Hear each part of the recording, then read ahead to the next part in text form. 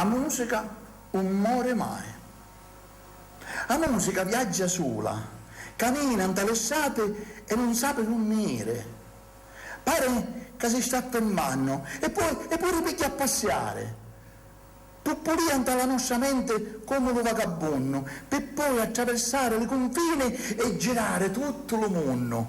A musica è una farfalla che si posa di giorno in giorno e non si ferma mai, rallegra la nostra vita e il nostro cuore. Non ha importanza, può essere vecchia, può avere 80 anni, e te tiene giovane l'anima come un picciottello di 20 anni.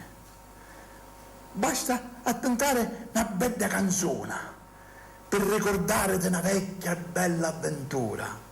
La musica è un raggio di luce che illumina la memoria di ogni uomo, facendolo diventare immortale, come lo sole e come la luna, perché la musica non muore mai.